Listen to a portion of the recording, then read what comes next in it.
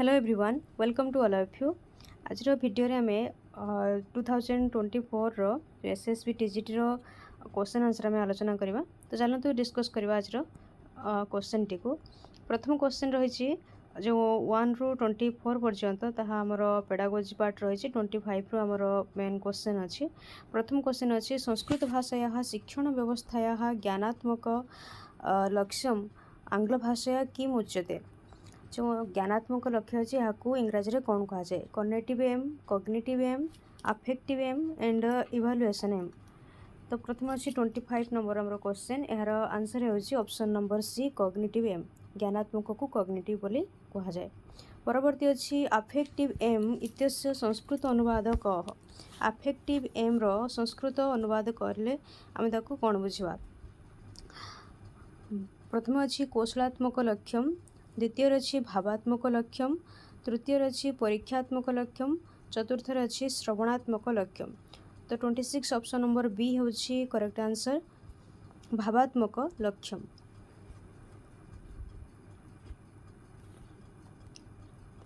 परवर्ती अच्छी 27 भाषा श्रवण मात्रेण व्यावहारिक पद संयोजना बोध केन भवति।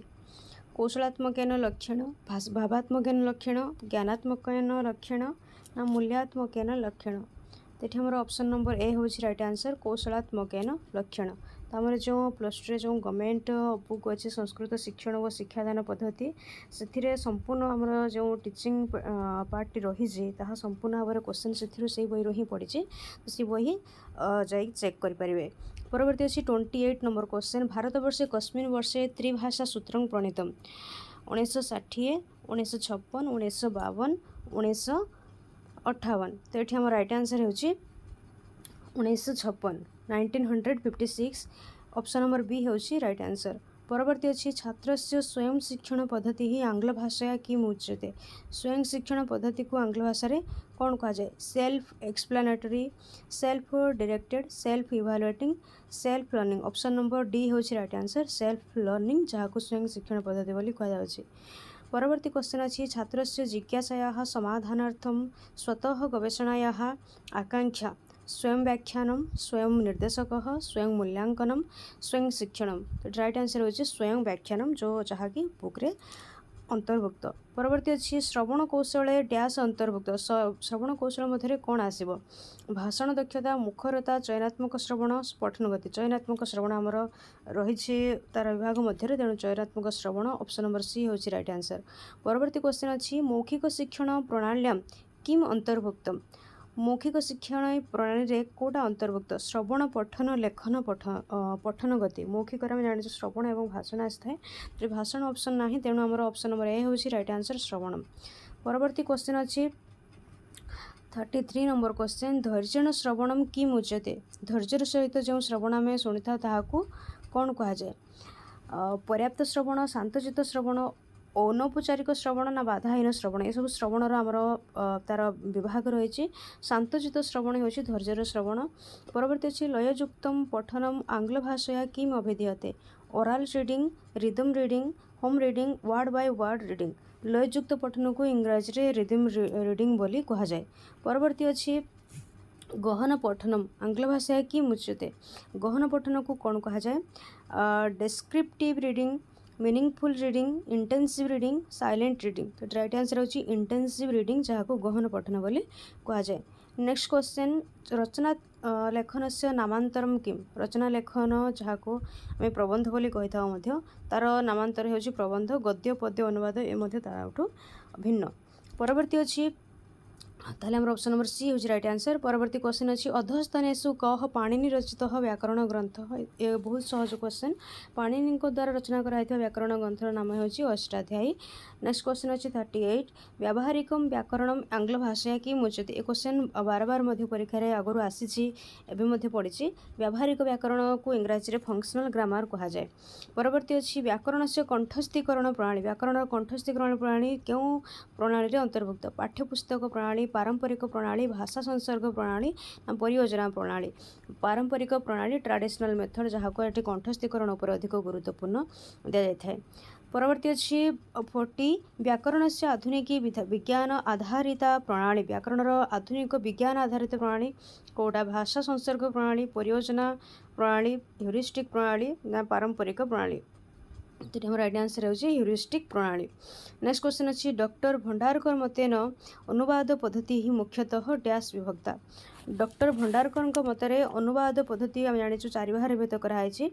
ऑप्शन नंबर सी हूँ राइट आंसर क्रियाकारक आदि निरूपणेन कृता अनुवाद पद्धति यहाँ को अभ्यास कह ना व्याकरण आधारित पाठ ना संस्कृततः मातृभाषा अनुवाद ना मातृभाषातः संस्कृत भाषा अनुवाद जो हम राइट आंसर हो व्याकरण आधारित पाठ ये जो 4टी आमर जहाँकि अच्छी तामर से अनुवाद पद्धति विभाग तार प्रकार भेद कही। परवर्ती 43 नंबर क्वेश्चन हर्बर्टीय पद्धति ही जहाँ हर्बर्ट्स मेथड बोली कहुचे पूरा डैश जीति परिचित पूर्व समय यहाँ आम कौ नाम जानू द्विपदी चतुष्पदी पंचपदी षटपदी यहाँ आम पंचपदी बोली हर्बर्टीय पंचपदी बोली आम कही था।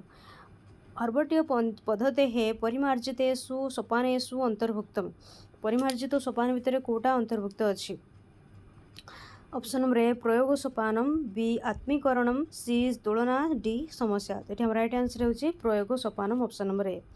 नेक्स्ट क्वेश्चन अच्छी साहित्य गद्य शिक्षण का पद्धति ही उपयोगी साहित्य गद्य शिक्षण में क्यों पद्धति उपयोगी अटे परोक्ष पद्धति प्रत्यक्ष पद्धति आरोह पद्धति अवरोह पद्धति तो सब मन रखि गद्य शिक्षण में जाचु गद्य शिक्षण में आम प्रत्यक्ष पद्धति डायरेक्ट मेथड और पद्य शिक्षण में परोक्ष पद्धति आम व्यवहार करता तेणु आम ऑप्शन नंबर बी हूँ राइट आंसर। नेक्स्ट क्वेश्चन पद्य भाग रु आसी पद्य भाग पठन उपयुक्ता पद्धति क्या हम राइट आंसर हो ऑप्शन नंबर डी परोक्ष पद्धति। परवर्ती क्वेश्चन अच्छी आरोह पद्धति ही अपि डैश उच्यते आरोह पद्धति को कौन बोली कहा जाए आविष्कार पद्धति अनुवाद पद्धति प्रत्यक्ष पद्धति परोक्ष पद्धति तो ये आमर आरोह पद्धति जहाँ आम उदाहरण नियम आड़ को जाऊँ नियम आम से आविष्कार करता तेणु यहाँ आम तार अन्य नाम हो आविष्कार पद्धति तेणु ऑप्शन नंबर ए हूँ राइट आंसर।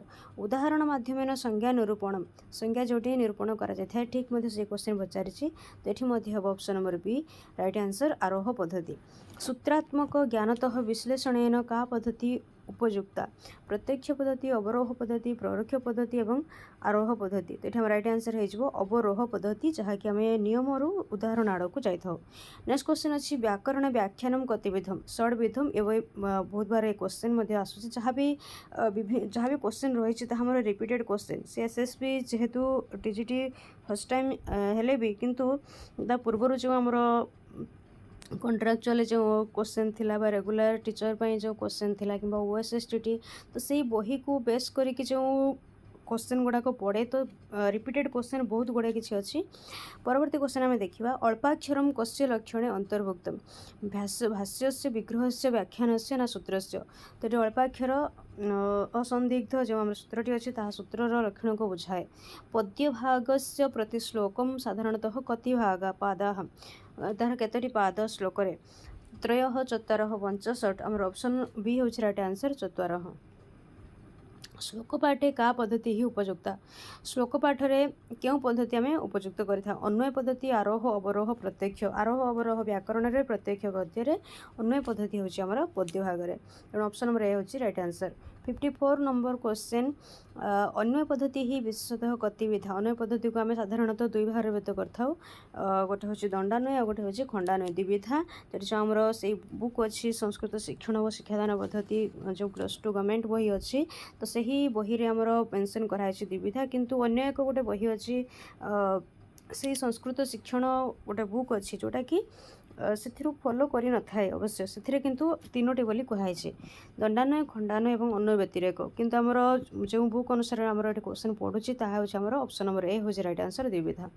परवर्ती क्वेश्चन अच्छी 55 नंबर क्वेश्चन गद्य पाठ्य योजनायां संरचनायाः आंग्ल अनुवाद गद्य पाठ्य योजनार जो संरचना रही तार इंग्राजी अनुवाद कौन इंट्रोडक्शन एम्स स्ट्रक्चर समरी संरचना अच्छी तार ऑप्शन नंबर सी हूँ राइट आंसर स्ट्रक्चर बोले कहवा। परिभाषा यहाँ आंग्ल प्रतिशब्द तो ये कतरा क्वेश्चन रही जोटा कि आमर जो टर्म गुड़ाक अच्छी इंग्लीश रे तार टर्म कौन है बोले बहुत गुड़ाए क्वेश्चन एमती पचारि डेरिवेशन इटिमोलॉजी इंट्रोडक्शन ग्लोजारी तो ये परिभाषा जहाँ आम ग्लोजारी बोली कही था यह पूर्वर क्वेश्चन आसी प्रस्तुतिकरण से आंग्ल प्रतिशब्द चैनलाइजेशन एप्लिकेशन प्रेजेंटेशन इंट्रोडक्शन तो हम राइट आंसर हो प्रेजेंटेशन ऑप्शन नंबर सी हूँ करेक्ट आंसर। परवर्ती क्वेश्चन अच्छी कंटेंट डिवीजन संस्कृत भाषा या डैश उपक्रम योजना उद्देश्य ना विषय विभाग ऑप्शन नंबर डी हूँ राइट आंसर विषय विभाग। 59 नंबर क्वेश्चन नाट्यं कुत्र अंतर्भुक्त गद्ये दृश्ये पद्ये ना चंपा तो नाट्य ये दृश्य ही अंतर्भुक्त होता है तेणु ऑप्शन नंबर बी हूँ करेक्ट आंसर। उद्देश्यम किम उद्देश्य इंग्लिश टर्म हूँ ऑब्जेक्टिव।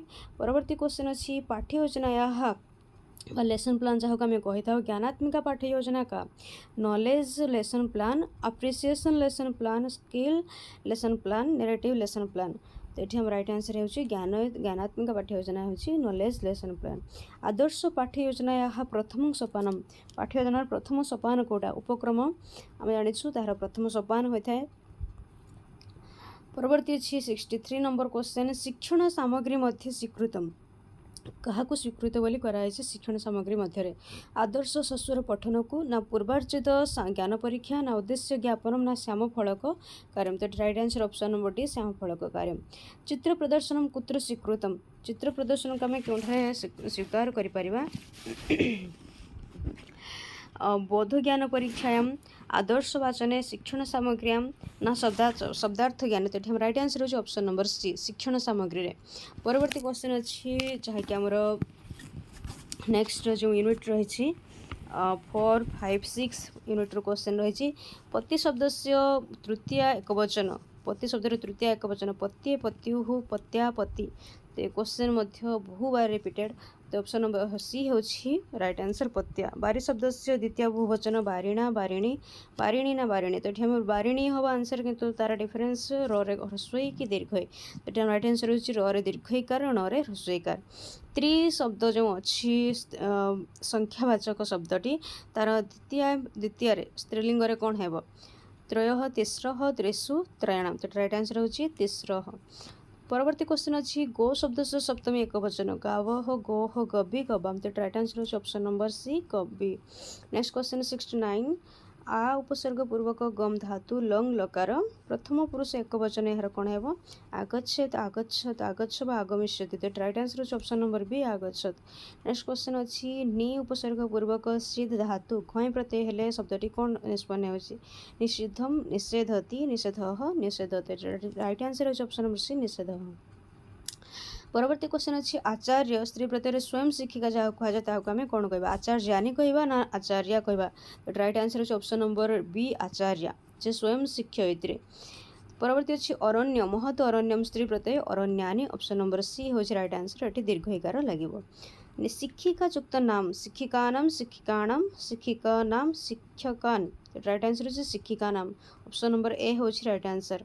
परवर्ती क्वेश्चन अच्छे 74 प्रयुक्त नम युक्त घय कौन है प्रणाम प्रणाम प्रणाम ना प्रणमे तो ऑप्शन नंबर सी हूँ राइट आंसर प्रणाम। परियुक्त सिंचती परिसिंचती परिसिंचती अच्छी तो राइट आंसर हो ऑप्शन नंबर ए जहाँकि मूर्धन्य से लगे। परवर्ती अच्छी गंगा युक्त उदकम संधि कौन है गंगोदकम गंगोदकम तो आपर ह्रस्व होते ओ हुए गुण हो कि गुण संधि अनुसार तो राइट आंसर हो ऑप्शन नंबर बी गंगोदकम। परवर्ती क्वेश्चन चारुदत्तम कस्य कृति है चारुदत्त कहार कृति भवभूति कालिदास भास ना जयदेव ऑप्शन नंबर सी हूँ राइट आंसर भास। गीत गोविंदे कति सर्गा सन्ति गीत गोविंदर कतोटी सर्ग ते मोस्ट रिपीटेड क्वेश्चन द्वादश सर्गा आम जाचु। दंडिन कति प्रबंधा ये क्वेश्चन रिपीटेड त्रय चत्वार पंच षट् राइट आंसर हो ऑप्शन नंबर ए त्रय। करुणस्य कस्य विशेष भाष्य कालिदासस्य भवभूते श्रीहर्षस्य ऑप्शन नंबर सी हूँ राइट आंसर भवभूते। हर्षचरितम कीदृशम काव्यम हर्षचरित हूँ आख्यायिका तो ये क्वेश्चन गोटे रही है कादम्बरी रही हर्षचरित से एग्जाम जोटा है भी गोटे निहाती आसी थाए। परवर्ती अच्छी श्रृंगार शतक से कह प्रणेता श्रीहर्ष भवभूति भर्तृहरि कालिदास तो राइट आंसर हो option number C Bhartrihari. Trivikrama Bhatta से कृति ही का यशस तिलक चंपू नल चंपू रामायण चंपू ना विश्वगुणादर्श चंपू ऑप्शन नंबर बी हूँ राइट आंसर नल चंपू। नेक्स्ट क्वेश्चन है नस्यधिय चरितस्य नायिका दमयंती कस्य विदेशस्य कन्या निषेधस्य विदर्भस्य मगधस्य ना कौशलस्य ऑप्शन नंबर बी हूँ राइट आंसर विदर्भस्य। परवर्ती आमर अनुच्छेद क्वेश्चन अच्छी आम अनुच्छेद को आगुरी आम जाचु पढ़ी तार क्वेश्चन आम देखा डायरेक्ट 85 नंबर क्वेश्चन अच्छी मत्स्यजीवी इति कथम तृतीया मत्स्यजीवी जो ये आम देखिपुवा अच्छी अथ कदाचित तंग जलाशय दृष्टा गच्छद्भिः मत्स्यजीवी उक्तम यद ओह जो आमर कर्ता जहाँकि अनुक्त होगी अच्छे तेणु आमर ये अनुक्त कर्तरी तृतीय ऑप्शन नंबर ए हूँ राइट आंसर। तापर कही दृष्ट इत्य प्रकृति प्रत्यय जानी दृष्ट धातु त्वा प्रत्यय ऑप्शन नंबर सी हूँ राइट आंसर। बहुमत्स्य इत्य कह समास बहुमत्स्य ये आमर हम बहुव्रीहि समास। कुलिशस्य अर्थ कह कुलिशस्य शब्द अर्थ होची वज्रम ऑप्शन नंबर सी हूँ राइट आंसर। संवृत प्रकृति प्रत्यय सम उपसर्ग वृत धातु त प्रत्यय ऑप्शन नंबर बी हूँ करेक्ट आंसर। तदद्य यार संधि विच्छेद कौन हम तत्युक्त अद्य ऑप्शन नंबर सी हूँ करेक्ट आंसर। प्रभात इति सब कथं सप्तमी जो प्रभाते सेठी अच्छी ताहा क्यों सप्तमी भितर आसो ताहा होची अधिकरण सप्तमी कालाधिकरण सप्तमी। परवर्ती 92 नंबर क्वेश्चन रही मत्स्यानीति कथम द्वितीया कर्म प्रवचनीय जगह द्वितीया कर्मणि द्वितीया क्रियाक्षणे ना तथा युक्तम च अनिप्सितम इति कर्मणि इत्यादि राइट आंसर होची कर्मणि द्वितीया। परवर्ती मेघदूतम एक श्लोक रही बहुत प्रसिद्ध श्लोक जातं वंशे भुवन विदिते पुष्करावर्तकानां जानामि त्वां प्रकृति पुरुषं कामो रूपं मोघनः तेनार्थित्वं त्वयि विधिवशा दूर बंधुर्गतोहम यांचा मोघावरमधिगुणे नाधमे लब्ध कामा जो शेष लाइन टी रही मोस्ट इंपोर्टाट लाइन बोली आम जानी था। तो प्रथम क्वेश्चन आम देखा ये रही 93 नंबर क्वेश्चन पुष्करावर्तकानाम इत्यत्र कथम षष्ठी तेठी हूँ आमर शेषे षष्ठी ऑप्शन नंबर ए हूँ राइट आंसर। मघन इत्यस्य कोथर मघन अर्थ होची इंद्र से इंद्रंकर एक श्रेष्ठ पात्र बा श्रेष्ठ जे तांकर मेघ को बोली कहुई। कामरूपम इत्यस्य कह समास कामरूपम एठी होची बहुव्रीहि समास हम